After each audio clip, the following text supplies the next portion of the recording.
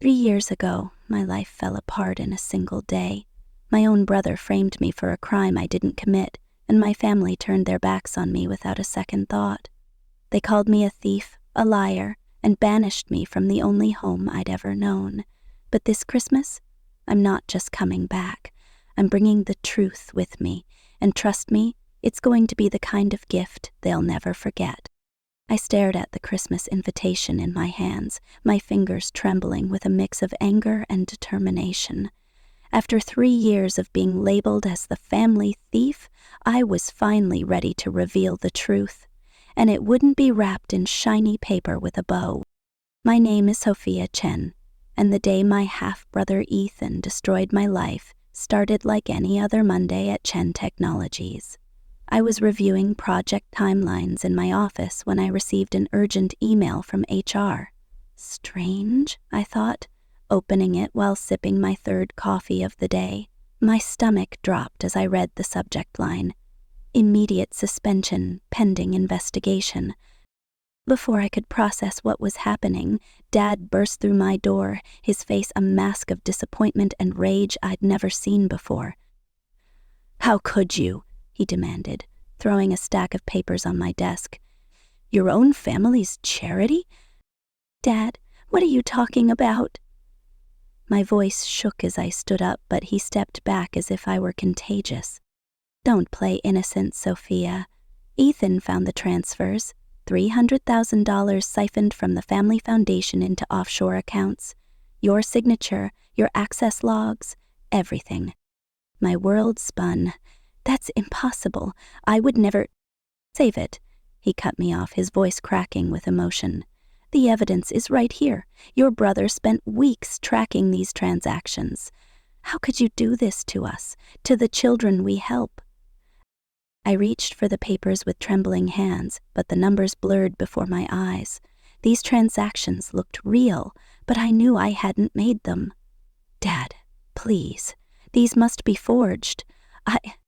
Security will escort you out," he interrupted, turning away. "Don't expect to be welcomed back until you admit what you've done and return every penny." That was the last real conversation I had with my father. Ethan had played his cards perfectly, the devoted son who'd, accidentally, discovered his sister's theft while reviewing the foundation's finances. My family fell for it completely. My mother couldn't even look at me, and my little sister Lila sent me a text that still makes my heart ache. "I used to look up to you. How could you betray us like this?" I spent months in a haze of depression and anger, watching my life crumble around me. No tech company would hire someone accused of embezzling from a charity. My reputation was destroyed, my savings drained by legal fees trying to prove my innocence. Then I met Mason at a cybersecurity conference where I was working as a temporary event coordinator, the only job I could get. He overheard me muttering about digital forensics and mentioned he was a cybersecurity expert. That chance encounter changed everything. Now, holding the Christmas invitation Leela reluctantly extended, I knew it was time. Mason had built an airtight case against Ethan, revealing a web of fraud that went far beyond framing me. My phone buzzed, speaking of Mason. "Got the final piece," he said without preamble. "Bank records showing Ethan's original transfers, the ones he used as templates to frame you. You ready for this?" I took a deep breath, touching the USB drive in my pocket. More than ready. It's time for a very special Christmas gift. 3 years ago, my life had been perfect, or at least I thought it was. I was 29, thriving as a project manager at Chen Technologies, the family business my father had built from the ground up. I loved my job, my family, and the work we did through the Chen Family Foundation, a charity that provided scholarships and resources for underprivileged kids. It felt like everything I'd worked for was finally paying off. And then Ethan happened. Ethan was my half-brother, older by 3 years, and the golden child in my father's eyes. He was smart, charming, and ruthless when it came to getting what he wanted. We'd never been close, but I never thought he'd go as far as he did to destroy me. It started with whispers, a few missed calls from Dad, a strange tension in the office whenever I walked into a room. Then came the email from HR, the confrontation with my father, and the security guards escorting me out of the building like a criminal. I'll never forget the way my coworkers stared at me, their eyes filled with pity and judgment. Ethan had it all planned out. He presented evidence to my father, forged bank statements, doctored emails, and access logs that pointed directly to me. He claimed he'd stumbled upon the discrepancies while reviewing the foundation's finances. My father, always trusting of Ethan's judgment, believed every word. I tried to fight back. I hired a lawyer, spent sleepless nights combing through my own emails and accounts, trying to find something, anything, that could prove my innocence. But Ethan had covered his tracks too well. Every piece of evidence pointed to me, and no one in my family wanted to hear my side of the story. Lila, my younger sister, was the hardest to lose. We'd been inseparable growing up, but after Ethan's accusations, she cut me off completely. "I can't believe you'd do this to us," she said in a voicemail I couldn't bring myself to delete. "To Dad, to the kids who depend on us. I don't even know who you are anymore." The worst part was watching Ethan take my place. He stepped into my role at the company, took over the foundation, and became the hero of the family. He was the one who saved the foundation from my supposed theft, the one who kept the company running smoothly while I was cast out like yesterday's trash. For months, I lived in a fog of anger and despair. I moved into a tiny apartment, took whatever freelance work I could find, and tried to rebuild my life. But no matter how hard I worked, the shadow of Ethan's lies followed me everywhere.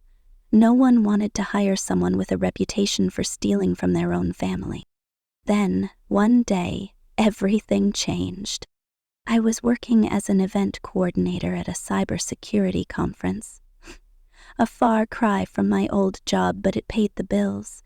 I was setting up a panel discussion when I overheard a conversation about digital forensics.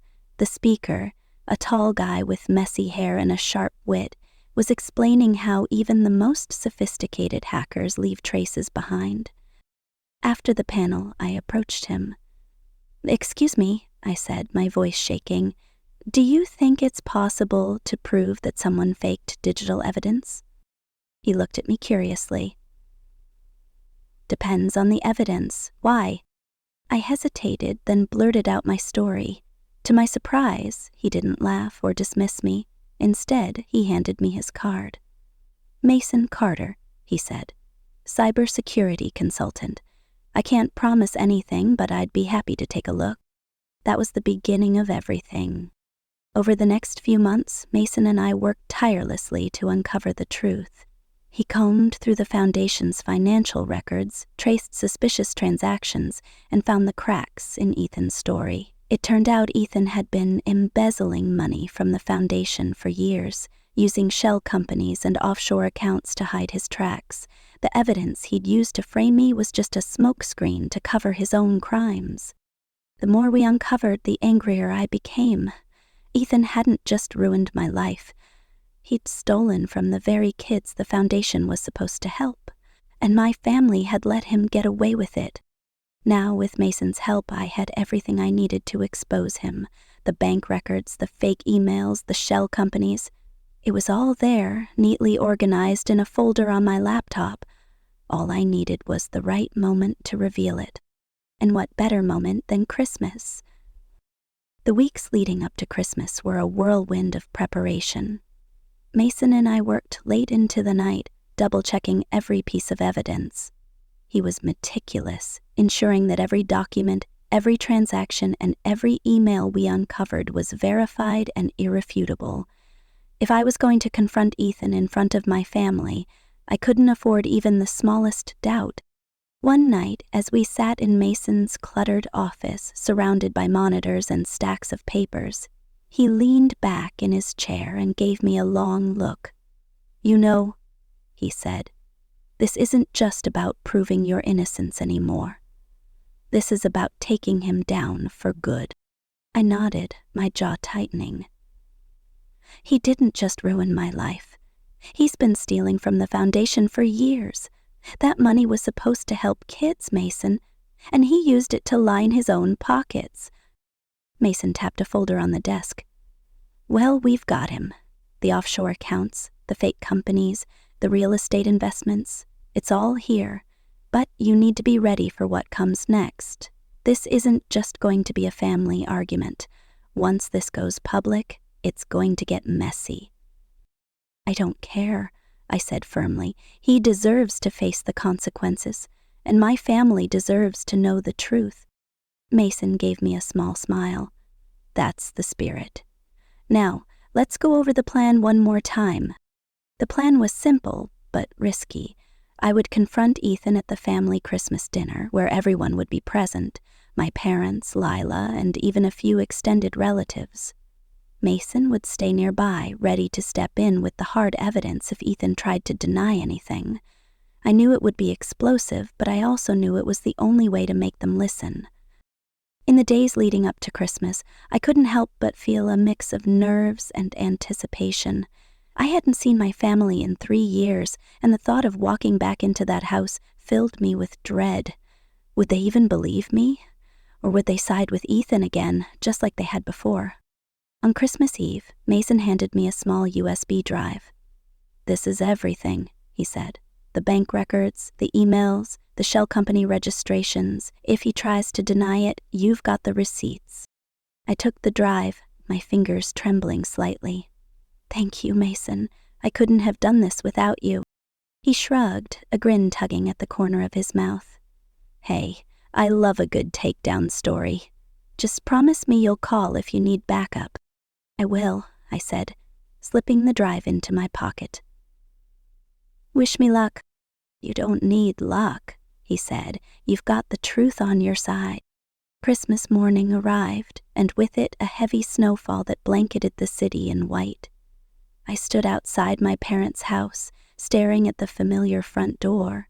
Memories of happier times flooded my mind, decorating the tree with Lila, baking cookies with Mom, laughing with Dad as we opened presents. It all felt so far away now, like a different life. Taking a deep breath, I rang the doorbell.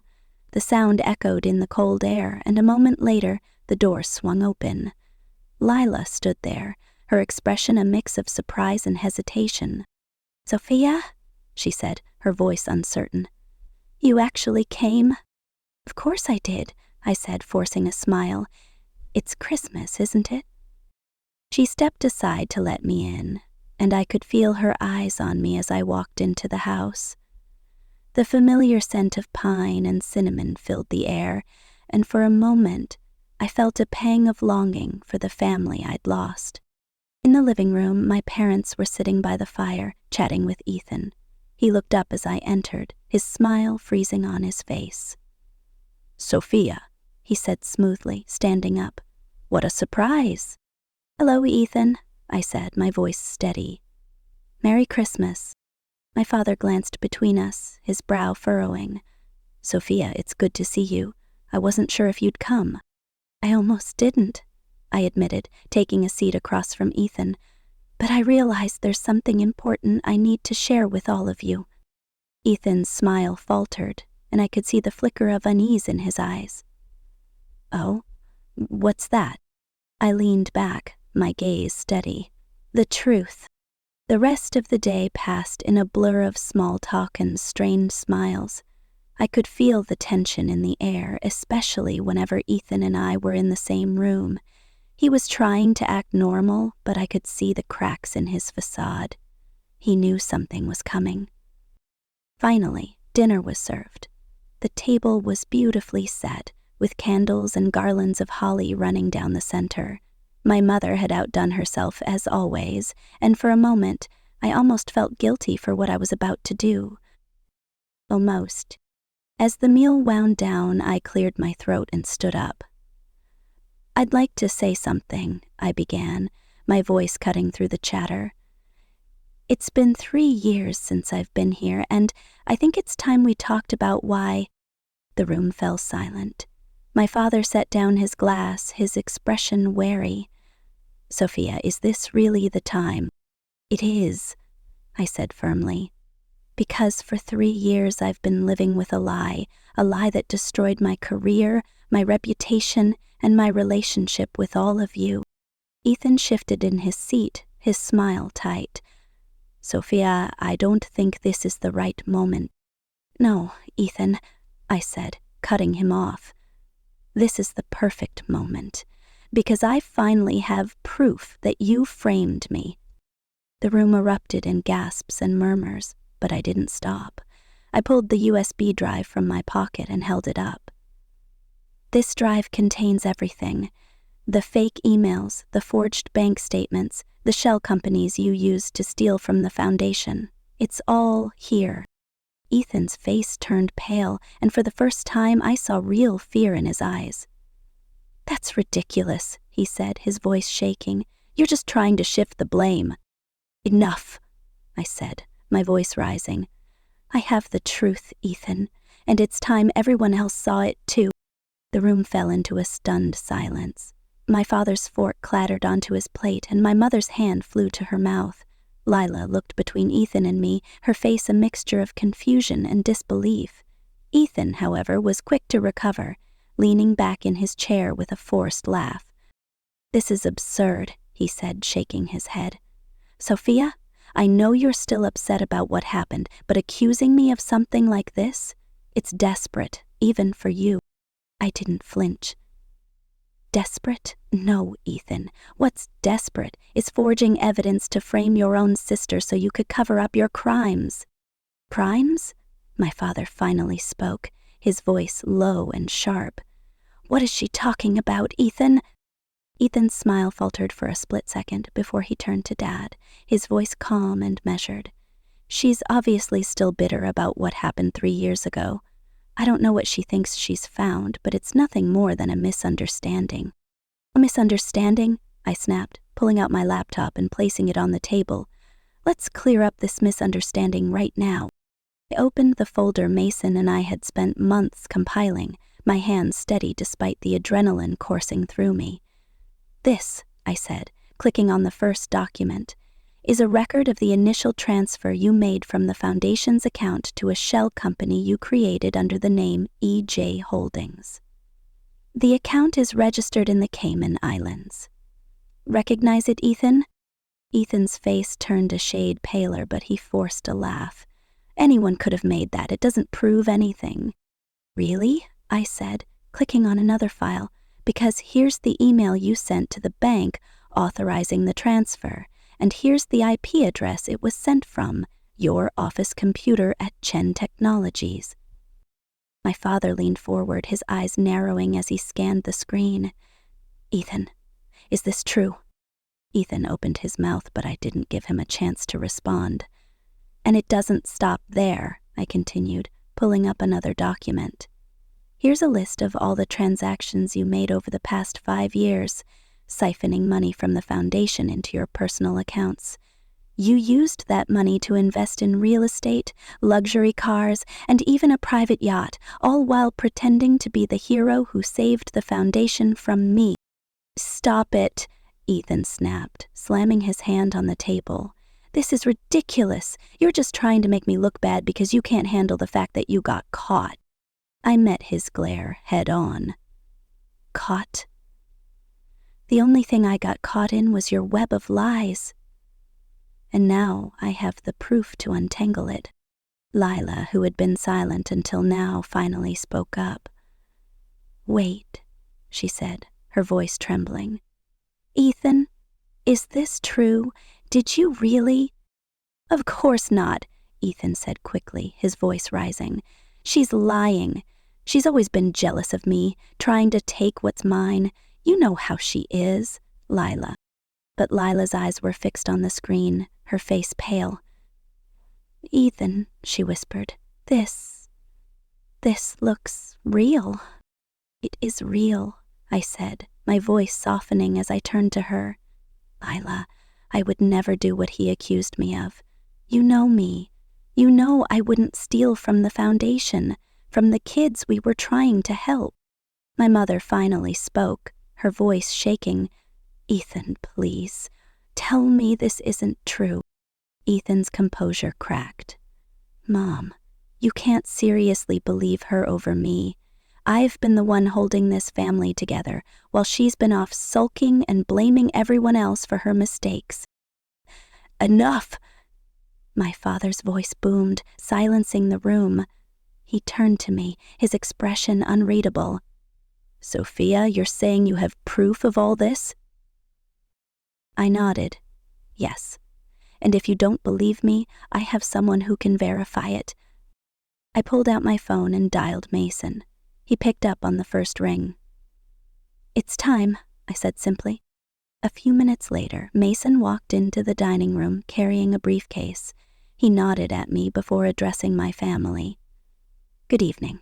My name is Mason Carter. I'm a cybersecurity consultant, and I've been working with Sophia to investigate the allegations against her." Ethan scoffed. "Oh, great. She brought in some random guy to back up her lies. How convenient."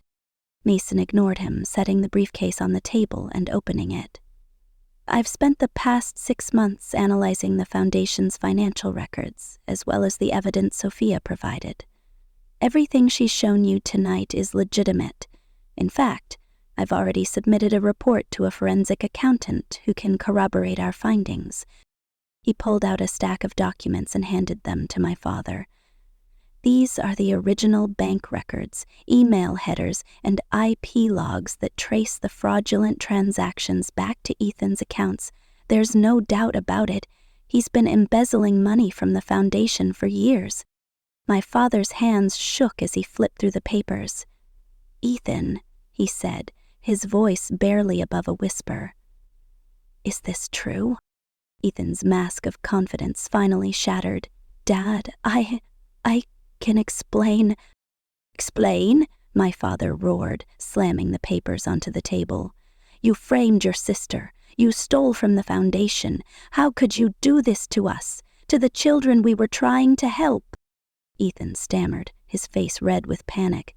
"I didn't have a choice. The company was struggling and I needed the money to keep it afloat. I was going to pay it back, I swear." "Don't lie," I said coldly. "You weren't saving the company, you were saving yourself. You used that money to buy a yacht, Ethan. A yacht." My mother burst into tears, burying her face in her hands. Lila sat frozen, her eyes wide with shock. My father looked like he'd aged 10 years in the span of a few minutes. "You're done," my father said, his voice trembling with rage. "You're out of the company, out of the Foundation, and I'm calling the authorities." Ethan's eyes widened in panic. "Dad, please. You can't do this. I'm your son." "And she's my daughter," my father snapped, pointing at me, "and I turned my back on her because of you. I'll never forgive myself for that." Ethan tried to argue, but my father silenced him with a glare. "Get out," he said. "Now." Ethan hesitated for a moment, then stormed out of the room, slamming the door behind him. The sound echoed through the house, leaving an eerie silence in its wake. For a moment, no one spoke. Then my father turned to me, his eyes filled with regret. "Sophia," he said, his voice breaking. "I'm so sorry. I should have believed you. I should have listened." Tears welled up in my eyes, but I held them back. "I just wanted the truth to come out," I said quietly. "That's all I ever wanted." Lila reached across the table and took my hand. "I'm sorry too," she said, her voice trembling. "I should have stood by you. I should have known you'd never do something like that." My mother wiped her eyes and looked at me, her expression filled with guilt. "Can you ever forgive us?" I hesitated, the weight of the past 3 years pressing down on me. "It's going to take time," I said honestly, "but I want to try." My father nodded, his jaw tight. "We'll make it right, Sophia, I promise." As I looked around the table, I felt a flicker of hope. The scars Ethan had left wouldn't heal overnight. But for the first time in years, I felt like I had my family back. And that was the best Christmas gift I could have asked for. The house was quiet after Ethan's dramatic exit, the tension still lingering in the air like the aftermath of a storm. My father sat at the head of the table, staring at the stack of evidence Mason had left behind. My mother dabbed at her eyes with a napkin, while Lila sat beside me, her hand still resting on mine. For the first time in years, I felt like I wasn't alone.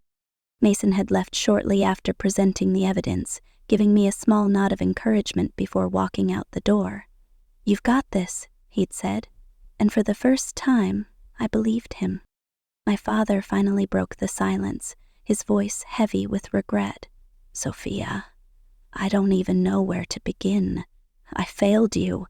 I let Ethan manipulate me, and I didn't give you a chance to defend yourself. I don't know how I can ever make this right." I looked at him, the man who had once been my hero, now looking so small and broken. "Dad," I said softly, "I don't need you to make it right. I just need you to believe me now. That's all I ever wanted." He nodded, his eyes glistening with unshed tears. "I do. I believe you. And I'm going to do everything in my power to fix this.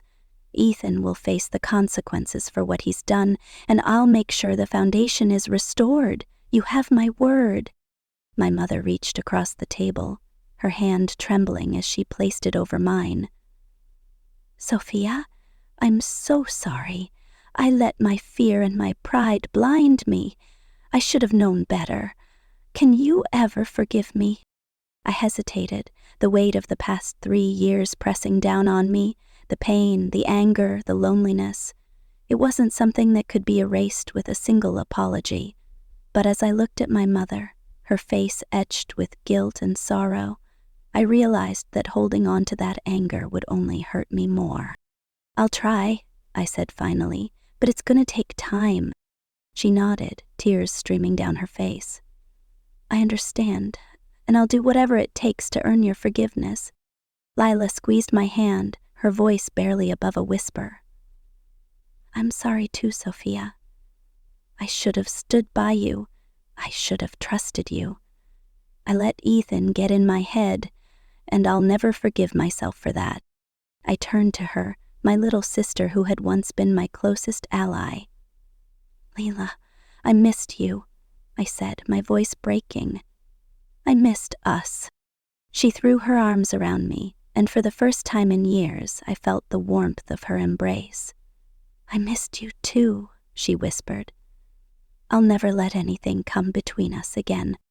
The rest of the evening passed in a blur of quiet conversations and tentative smiles. My father called the family lawyer to begin the process of removing Ethan from the company and reporting his crimes to the authorities. My mother insisted on packing me a plate of leftovers, as if a container of turkey and mashed potatoes could somehow make up for 3 years of estrangement. It was a small gesture, but it meant more than I could say. As I prepared to leave, my father walked me to the door. "Sophia," he said, his voice thick with emotion, "I know I can't undo the damage I've done, but I want you to know how proud I am of you. You've shown more strength and integrity than I ever could have imagined." I looked at him, the man who had once turned his back on me, now standing before me with nothing but love and regret in his eyes. "Thank you, Dad," I said quietly. "That means a lot." He hesitated, then pulled me into a hug. For a moment, I let myself sink into the familiarity of his embrace, the scent of his cologne bringing back memories of better times. It wasn't perfect, but it was a start. As I drove home that night, the snow falling softly against my windshield, I felt a strange sense of peace. The scars Ethan had left would take time to heal, and my relationship with my family would never be the same. But for the first time in years, I felt like I could breathe again. When I got home, I found a text from Mason waiting for me. "How'd it go?" "Did you get your Christmas miracle?" I smiled, typing back. "Not a miracle, but it's a start. Thank you for everything, Mason. I couldn't have done it without you. His reply came almost instantly. You did all the hard work, Sophia. I just gave you the tools. Merry Christmas. I set my phone down and looked out the window, watching the snow blanket the city in white. For the first time in years, I felt hopeful. The truth had finally come out, and while the road ahead wouldn't be easy, I knew I wasn't walking it alone. This Christmas, I didn't just get my family back, I got myself back, and that was the greatest gift of all.